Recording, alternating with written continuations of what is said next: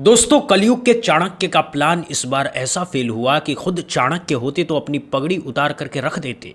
जिस अमित शाह को बीजेपी का सबसे तेज दिमाग वाला बताया जाता था, जिनके एक इशारे पर सरकारें गिरा दी जाती थी, विधायक तोड़ दिए जाते थे, ईडी सीबीआई दौड़ने लगती थी, आज वही अमित शाह संसद के अपने दफ्तर में छाता लगा करके चुपचाप घुस रहे हैं, अकेले बारिश में भीगते हुए। और उनकी बॉडी लैंग्वेज बता रही है कि अंदर से आदमी टूट चुका है।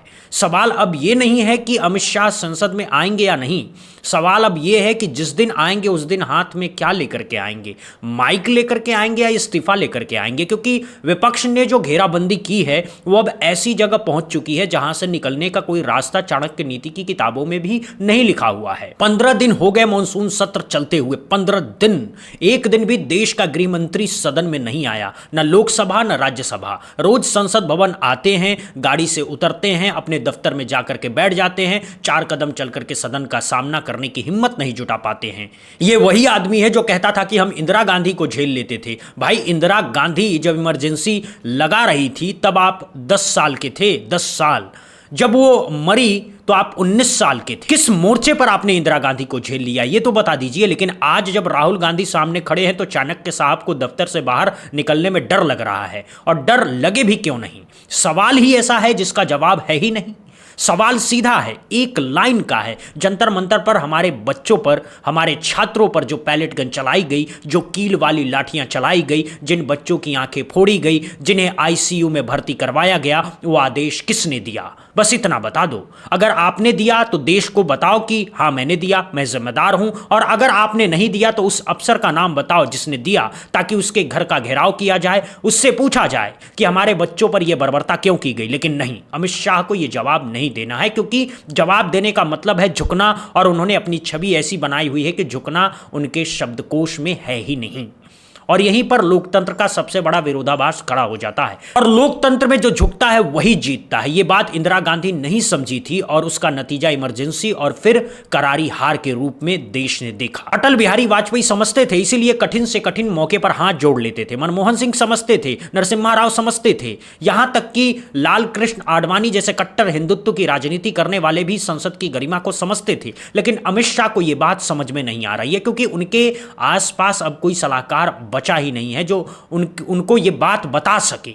जिस तरह उन्होंने विपक्ष को डराया, उसी तरह अपने ही लोगों को भी डरा दिया है। बीजेपी के अंदर आज कोई राजनाथ सिंह, कोई नितिन गडकरी, कोई भी सीनियर नेता हिम्मत नहीं कर पा रहा है ये कहने की कि साहब झुक जाइए, थोड़ा नरम पड़ जाइए, बात खत्म हो जाएगी। और जब सलाह देने वाले चुप हो जाते हैं तो नेता को लगने लगता है कि सारी दानिशमंदी बस मेरे ही पास है, जो मैं सोच रहा हूं वही सही है। इंदिरा गांधी के साथ भी यही हुआ था और इतिहास बताता है कि इसका अंत क्या होता है। अब देखिए कैसा शातिर प्लान बनाया था चाणक्य साहब ने और कैसे बैकफायर कर गया।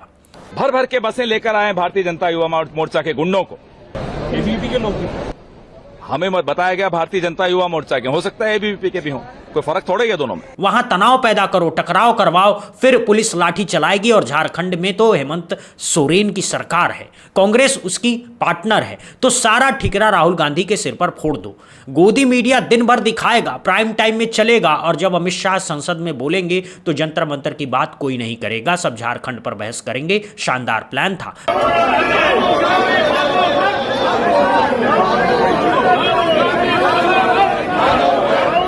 लेकिन एक चीज चाणक्य साहब भूल गए कि सामने वाला अब वो राहुल गांधी नहीं है जो पप्पू कहलाता था। सामने वाला अब भारत जोड़ो यात्रा वाला राहुल गांधी है, जो इंदिरा गांधी के तर्ज पर उल्टा दांव चलना सीख गया है। राहुल गांधी ने क्या किया? उन्होंने पहले ही ऐलान कर दिया कि झारखंड के छात्रों के साथ मैं खड़ा हूं, अगर वहां किसी पुलिस वाले ने लाठी चलाई है तो उस पर एक्शन होना चाहिए। मैंने हेमंत सोरेन से बात कर ली है, कार्रवाई होगी। लो, प्लान का पहला पहिया वहीं निकल गया। फिर उन्होंने वापस असली सवाल पर ला करके पटक दिया कि ये सब बाद की बातें हैं, पहले ये बताओ कि जंतर मंतर पर गोली किसने चलाई। होम मिनिस्ट्री से पैलेट गन चलाने का, कील वाली लाठी चलाने का ऑर्डर आया था और पूरे देश ने देखा कि हमारे स्टूडेंट्स को मारा गया, पैलेट गन से अंधा किया गया। हमारी पहली डिमांड थी कि होम मिनिस्टर आए और देश को क्लियरली बता दें, या उन्होंने ऑर्डर दिया और वो कल्पेबल हैं और उन्होंने हमारे बच्चों पर गोली चलाई, युवाओं पर गोली चलाई, या उनको मालूम ही नहीं था और किसी और ने ऑर्डर दे दिया और फिर वो इनकॉम्पिटेंट है। और हमारा कहना था कि इस पर उनको स्टेटमेंट देनी चाहिए और हम उनका इस्तीफा मांग रहे हैं। और ये जो सवाल है ना, ये ऐसा फंसा हुआ सवाल है कि आप जितना छटपटाओगे उतना और फंसते चले जाओगे। इसलिए अमित शाह छटपटा भी नहीं रहे, बस चुप हैं। सोच रहे होंगे कि 13 तारीख को सत्र खत्म हो जाएगा, फिर 14-15 अगस्त आ जाएगा, मोदी जी पगड़ी बांध करके लाल किले की सीढ़ियां चढ़ जाएंगे, देश को संदेश देंगे और ये मसला ठंडे बस्ते में चला जाएगा। लेकिन साहब, यहीं पर आप एक और गलती कर रहे हैं। ये मसला ठंडा बस्ते में जाने वाला नहीं है, क्योंकि जिन बच्चों की आंखें फूटी है वो कोई राहुल गांधी के भेजे हुए एजेंट नहीं थे, वो देश के आम छात्र थे, वो जिंजी थे। और जिंजी का एक बरैया वाला स्वभाव होता है, एक बार छत्ते में पत्थर पड़ गया तो फिर बरैया घर तक पीछा करते हैं। पटना में 13 तारीख के लिए छात्रों की एक समन्वय समिति बन चुकी है। बिहार से आवाज उठ रही है कि जो जंतर मंतर पर हुआ, जो झारखंड में हुआ, वैसे ही बर्बरता हमारे साथ भी हुई। और यह प्रदेश दर प्रदेश फैलने वाला है। यूपी में चुनाव सामने खड़ा है और यूपी में जब आग लगेगी तो बुझाने वाला कोई नहीं होगा। अगर उन्होंने खड़े होकर के यह नहीं कहा कि गृह मंत्रालय मेरा है, जिम्मेदारी मेरी है, तो यह देश अशांति की तरफ जाएगा, अव्यवस्था की तरफ जाएगा और गुजरात लॉबी के लिए 2029 का सफर पहाड़, कुआं, खाई और कांटों से भरा हुआ होगा। यह हल्की फुल्की बात नहीं है। ये वो लोग कह रहे हैं जिन्होंने नेहरू को देखा है, जिन्होंने वाजपेयी के साथ चाय पी है, जिन्होंने आडवाणी की रथ यात्रा कवर की है, जिन्होंने मनमोहन सिंह के 10 साल देखे हैं। जब ये लोग कहते हैं कि साहब अभी भी वक्त है, थोड़ा झुक जाइए, तो ये चेतावनी है, ये भविष्यवाणी है। लेकिन चाणक्य साहब सुन नहीं रहे हैं और सुनेंगे भी कैसे। जिस आदमी ने अपनी पूरी राजनीति ही अकर पर टिकाई हो, जिसने कभी माफी नहीं मांगी, कभी झुकना नहीं सीखा, वो अचानक 60 साल की उम्र में ये हुनर कहां से सीख जाएगा। सीआरपीएफ का डीजी टीवी पर आकर के कह गया कि जो कुछ हुआ उसकी जिम्मेदारी मैं लेता हूं, बाद में जांच होगी, लेकिन मैं टीम का कैप्टन हूं, मैं अकाउंटेबल हूं। एक फोर्स का अफसर इतनी हिम्मत दिखा गया और देश का गृह मंत्री, जिसके अंदर वो पूरी फोर्स आती है, जिसके अंडर दिल्ली पुलिस आती है, वो दफ्तर में छिपा बैठा है। यही तो अंतर होता है असली नेतृत्व और नकली नेतृत्व में। नकली नेतृत्व मंच पर छाती ठोकता है, विरोधियों को गाली देता है, ईडी सीबीआई दौड़ाता है, लेकिन जब जवाबदेही का वक्त आता है तो छाता लगा करके पिछले दरवाजे से निकल जाता है। असली नेतृत्व सामने आकर के कहता है कि गलती हुई है, जिम्मेदारी मेरी है, कार्रवाई होगी। नेहरू ने रूसी करंजिया जैसे अपने चहेते पत्रकार तक को प्रिविलेज कमेटी के सामने पेश होने के लिए कह दिया था, सिर्फ इसलिए कि उसने आचार्य कृपलानी के लिए एक गलत शब्द इस्तेमाल कर दिया था। यह होती है संसदीय गरिमा। और आज हाल यह है कि राजनाथ सिंह जैसे वरिष्ठ नेता खड़े होकर के कह देते हैं कि ऑपरेशन सिंदूर में कोई नहीं मरा। जितेंद्र सिंह कह देते हैं कि कोई गोली नहीं चली, कोई पैलेट गन नहीं चली, जबकि पैलेट गन खुद एक तरह की गोली है। इनके खिलाफ प्रिविलेज मोशन दायर हो चुका है, लेकिन इनको फर्क नहीं पड़ रहा है, क्योंकि इन लोगों को लोकतंत्र की सबसे बड़ी पाठशाला यानी संसद का सामना करने में ही परहेज है। मोदी जी अमेरिका गए थे, वहां पत्रकार ने सीधा सवाल पूछा, उन्होंने जवाब दिया कि भारत बहुत पुरानी सभ्यता है, सर्वे भवन्तु सुखिनः। अरे भैया, आपसे सर्वे भवन्तु सुखिनः नहीं पूछा गया था, आपसे सीधा सवाल पूछा गया था, सीधा जवाब दीजिए। लेकिन नहीं, सीधा जवाब देना इनके स्वभाव में है ही नहीं, क्योंकि सीधा जवाब देते ही जवाबदेही आ जाती, और जवाबदेही से ये लोग सबसे ज्यादा डरते हैं। अब मान लीजिए अमित शाह कल संसद में आ भी जाते हैं, कोई बड़ा भाषण दे भी देते हैं, लेकिन माफी नहीं मांगते, आदेश देने वाले का नाम नहीं बताते, तो क्या होगा? तो होगा ये कि 13 तारीख को संसद खत्म हो जाएगी और उसी दिन से देश में एक नया आंदोलन शुरू होगा। और यह आंदोलन विपक्ष का आंदोलन नहीं होगा, यह छात्रों का आंदोलन होगा। जिन सड़कों पर उतरेगा, और जो गंगा हमेशा पटना से गंगा सागर की तरफ बहती है, वो इस बार उल्टी बहेगी। बिहार से दिल्ली की तरफ आएगी, झारखंड से दिल्ली की तरफ आएगी, यूपी से दिल्ली की तरफ आएगी। और जब छात्र सड़क पर आते हैं ना, तो ना ईडी काम करती है, ना सीबीआई काम करती है, ना इनकम टैक्स काम करती है। छात्र सत्ता के सारे हथकंडों से बेखौफ होते हैं, उनके पास खोने को कुछ नहीं होता है, बस भविष्य होता है। और भविष्य के लिए जब कोई लड़ने पर उतारू हो जाए तो बड़ी से बड़ी सरकार हिल जाती है। मंडल आंदोलन से लेकर के जेपी आंदोलन तक इतिहास इसका गवाह है। लेकिन असली दिक्कत यहां भी खत्म नहीं होती। असली दिक्कत तो शिक्षा के क्षेत्र में संघ परिवार का हस्तक्षेप है, जिसकी वजह से यह पूरा बवाल है। किताबें अपनी मर्जी की लगाई जा रही है, लेखक अपनी मर्जी के बिठाए जा रहे हैं, वाइस चांसलर अपनी मर्जी के बनाए जा रहे हैं, प्रोफेसर अपनी मर्जी से भर्ती कराए जा रहे हैं। छात्र देख रहे हैं, समझ रहे हैं और अंदर ही अंदर उबल रहे हैं। जंतर मंतर वाली घटना तो बस चिंगारी थी, आग तो पहले से लगी हुई थी और ये चिंगारी अब जंगल की आग बनने की तरफ बढ़ रही है। ऊपर से चंदा चोरी का मामला सिर पर लटका हुआ है। इलेक्टोरल बॉन्ड का मामला, जिसे विपक्ष ने चंदा चोरी का नाम दे दिया है, वो यूपी चुनाव तक चलेगा। समाजवादी पार्टी और कांग्रेस मिलकर के इस मुद्दे को दबने नहीं देंगे। हर मंच पर, हर सभा में, हर सोशल मीडिया पोस्ट में यह सवाल उठेगा कि कंपनियों से हजारों करोड़ों रुपए लेकर के बदले में क्या क्या ठेके दिए गए, क्या क्या केस बंद किए गए, और इस सवाल का जवाब भी अमित शाह और गुजरात लॉबी को ही देना है, क्योंकि पूरा फाइनेंस उन्हीं के हाथ में था। तो एक तरफ छात्र आंदोलन, दूसरी तरफ चंदा चोरी, तीसरी तरफ यूपी बिहार के चुनाव, चौथी तरफ किसान आंदोलन जो कभी भी दोबारा भड़क सकता है, पांचवी तरफ मणिपुर जो कभी शांत ही नहीं हुआ है। कितनी तरफ लड़ेगी गुजरात लॉबी, ये भी तो सोचिए। नेपोलियन कहता था कभी अपने दुश्मन को गलती करते वक्त मत रोको। विपक्ष तो शायद कहीं ना कहीं यही चाहता है कि अमित शाह माफी ना मांगे, अकड़े रहे, क्योंकि जितने अकड़े रहेंगे उतना ही जनता के सामने उसका असली चेहरा उजागर होगा।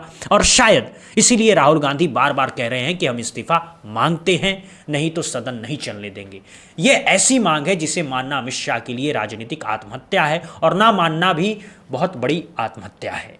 एक तरफ खाई है, दूसरी तरफ कुआं है, और चाणक्य साहब बीच में खड़े होकर के सोच रहे हैं कि किधर कूदे। यही वो मौका है जहां कोई असली सलाहकार होता तो कहता कि साहब कूदिए मत, हाथ जोड़ लीजिए, माफी मांग लीजिए, एक जांच कमेटी बिठा दीजिए, दिल्ली पुलिस के 2-4 अफसरों को सस्पेंड कर दीजिए, बात खत्म हो जाएगी। लेकिन ऐसा कोई सलाहकार बचा नहीं है, क्योंकि जिसने भी सच बोलने की कोशिश की है उसे किनारे लगा दिया गया है। नरेंद्र मोदी और अमित शाह की गुजरात लॉबी ने बीजेपी को इस मुकाम पर ला दिया है जहां अटल बिहारी वाजपेयी की परंपरा वाली बीजेपी बची ही नहीं है।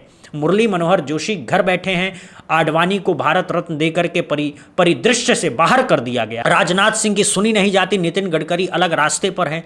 पूरी बीजेपी अब 2 लोगों की पार्टी बनकर के रह गई है, और जब 2 लोग गलती कर रहे होते हैं तो सुधारने वाला कोई नहीं होता है।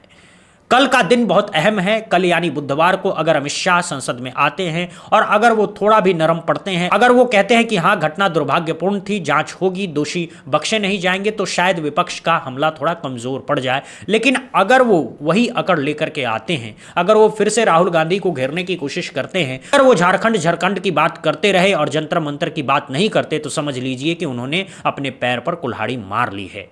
क्योंकि तब न सिर्फ ये सत्र गंवाना पड़ेगा, बल्कि आने वाले शीतकालीन सत्र, बजट सत्र और उसके बाद यूपी बिहार के चुनाव, सब में ये मुद्दा उनका पीछा नहीं छोड़ेगा। दिल्ली की सड़कों पर वो तस्वीर बार बार दिखेगी जिनमें छात्रों की आंखों से खून बह रहा था। हर सभा में एक फ्लैक्स पर लिखा होगा कि गोली किसने चलाई। हर टीवी डिबेट में ये सवाल घूमेगा कि आदेश किसका था। और सवाल जब पीछा करने लगता है ना, तो अच्छे अच्छे नेताओं की सरकार गिर जाती है। इंदिरा गांधी अपने कद के बावजूद 1977 में हार गई थी। राजीव गांधी बोफोर्स के एक सवाल की वजह से 1989 में हार गए थे। और अमित शाह जी को याद रखना चाहिए कि जनता का मूड बदलते वक्त नहीं लगता। अगर उन्होंने कल संसद में आकर के सही कदम नहीं उठाया, तो 15 अगस्त को जब मोदी जी लाल किले पर तिरंगा फहरा रहे होंगे, तो शायद पहली बार उनके भाषण के दौरान लोगों के मन में ये सवाल कौंधेगा कि जंतर मंतर वाले बच्चों की आंखों का हिसाब कब मिलेगा। ये सवाल एक बार मन में बैठ गया तो फिर लाख भाषण, लाख जुमले, लाख वादे भी उसे बाहर नहीं निकाल पाएंगे।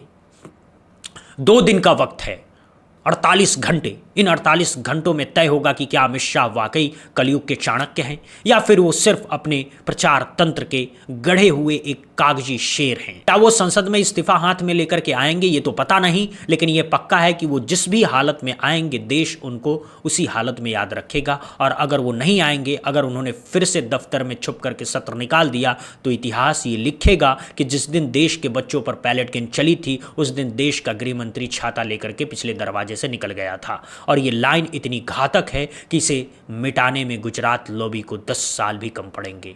जैन जी अब जाग चुका है। चंदा चोरी का सवाल अब मरने वाला नहीं है। विपक्ष अब बिखरा हुआ नहीं है। राहुल गांधी अब पप्पू नहीं है। अखिलेश, तेजस्वी, उद्धव, शरद पवार सब एकजुट है और सामने खड़ी है वो सरकार जिसका सबसे तेज दिमाग माने जाने वाला आदमी संसद में बोलने से डर रहा है। 2029 अभी दूर है, लेकिन उसका रास्ता आज से ही तय हो रहा है। और इस रास्ते पर हर कदम पर एक कांटा है, हर मोड़ पर एक खाई है। और गुजरात लॉबी को अभी ये कांटे और खाइयां पार करनी है, बिना उस अकड़ के जिसकी वजह से आज वो इस मुकाम पर पहुंचे हैं। कल संसद में क्या होगा ये तो कल पता चलेगा, लेकिन इतना तय है कि जो भी होगा वो इतिहास बनेगा। और इतिहास हमेशा उसको याद रखता है जो झुकना जानते हैं, ना कि उनको जो अकड़ में टूट जाते हैं। दोस्तों अभी के लिए बस इतना ही। देखते रहिए बुद्धा इंस्पायर्ड। जय हिंद, जय भारत, वंदे मातरम।